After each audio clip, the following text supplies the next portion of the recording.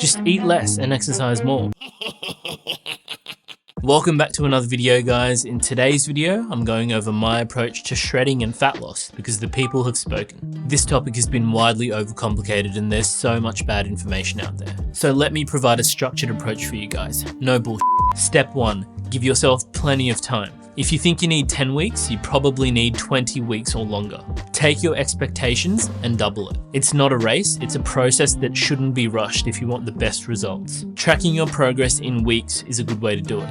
Step 2, prioritize weight training when dieting. A big myth when dieting is that you need to focus more on cardio or change up your weight training to do higher reps. No! When I'm dieting, my workouts in the gym stay exactly the same, and I'm trying to push just as hard. There are 2 goals you need to have when dieting. Number 1, obviously to lose body fat, and number 2, to avoid losing muscle. There's a big difference between fat loss and weight loss. Our goal through all of this is fat loss while minimizing muscle loss. So keeping your weight training intensity high is very important. Cardio is simply a weight loss tool to complement your diet. Step 3, understand how much weight to lose per week. As a general rule of thumb, I aim for no more than 0.5 kilograms or 1% drop in body weight per week. Any faster than this is not sustainable for most people. The slower you diet, the more sustainable it will be, and it gives you the best chance of maintaining the most amount of muscle mass. Make sure to keep a log of your body weight at least a few days a week. Daily is ideal. And make sure to check your weight in the same conditions every morning before eating or drinking anything.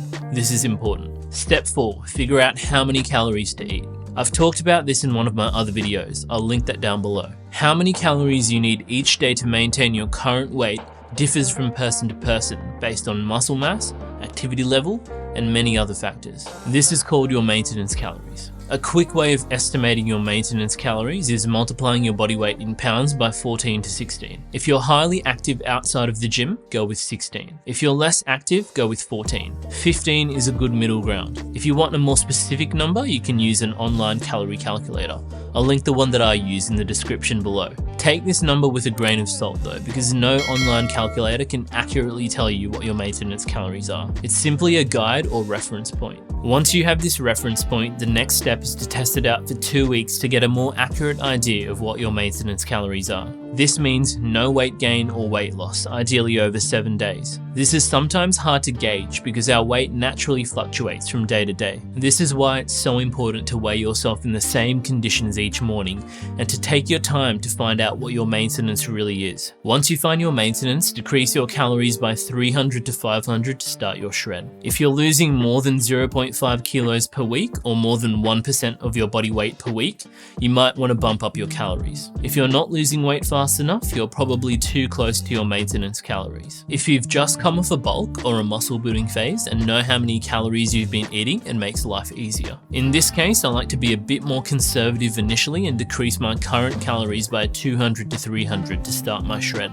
Step 5, track your calories and protein. I won't go into too much detail about this because I've already talked about it in the video I've linked below. But to summarize, I use MyFitnessPal to track my calories. I generally only track my total calories and protein. My carbs and fats naturally fall into place. For protein, I aim for 0.8 to 1 gram per pound of body weight. I wouldn't worry too much about carbs and fats. Unless you're doing keto, a higher carb, lower fat approach is more advantageous for performance in my opinion. That's the approach I take. Carbohydrates are also more protein sparing than fats and have less calories per gram than fats. What does this mean? Well, it means the protein that you do eat can be used more effectively for muscle building, and you can also eat a higher volume of food for the same calories on a higher carb, lower fat diet. Step 6, figure out what foods to eat. In reality, it doesn't really matter to a degree. The most important thing when it comes to shredding is calories in versus calories out. Technically speaking, you could eat nothing but table sugar and get shredded if you were in a caloric deficit.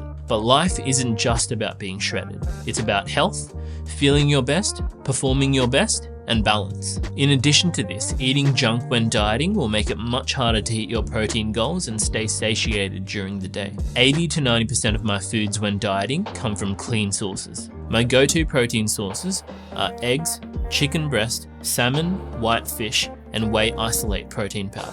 My go-to carb sources are white rice, oats, bread, potato, vegetables, and fruit. My fats come from the natural fats within these foods and cooking oils. As I get further into my diet, I make some changes such as swapping salmon for whitefish and air frying my foods instead of adding oil. This is so I can keep my food volume as high as possible when decreasing my calories. The other 10 to 20% of my foods are to satisfy my cravings like ice cream, chocolates, and sweets. As long as it fits your calories and you're hitting your protein goal, this 10 to 20% is completely fine. Any more than this though, and it becomes harder to feel satiated because these kind of foods are incredibly calorie dense. This was the same approach to dieting that Mike Mentzer had, a famous old school bodybuilder.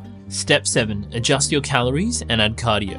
My approach to dieting is to start out with minimal cardio. Once I plateau or stop losing weight, I will add in 30 minutes of low intensity steady state cardio 3 days a week or start tracking my step count. When I plateau again, I will either add in more cardio or decrease my calories by 200. In general, adding in more lower intensity steady state cardio over decreasing calories is the better move. Dieting on the highest amount of calories possible should always be the goal, but eventually you will have to decrease your calories too. That's really it. You continue this until you achieve your goal level of leanness. Lower intensity steady state cardio is preferred over HIIT cardio or interval training because it doesn't put as much stress on your body. This means you can do it for a longer period of time without it having a negative impact on your recovery. If you're already lifting weights with intensity, I think it's counterproductive to do high intensity cardio while trying to preserve muscle in a caloric deficit. If you've been dieting for a longer period of time and you're already pretty lean, there are some other techniques that you can use to break through plateaus. Two of the most common are diet breaks and refeed days. A diet break is a week or more of eating at your maintenance calorie level.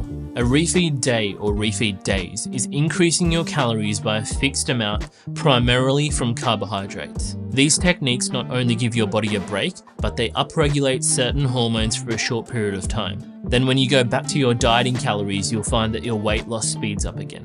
The main thing is don't rush it and really take your time to make sure you don't lose any hard-earned muscle. Step 8. Find your new maintenance. After completing a diet, some people like to do what's called a reverse diet. I'm not a fan.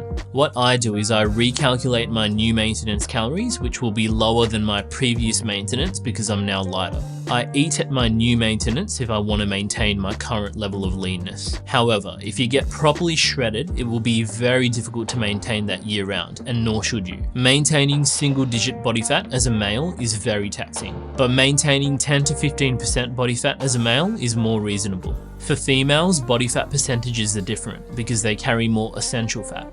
In reality, guys, weight loss is as simple as eat less and exercise more. But when it comes to fat loss and muscle preservation, which is the goal of anyone interested in fitness and bodybuilding, a more methodical approach is necessary.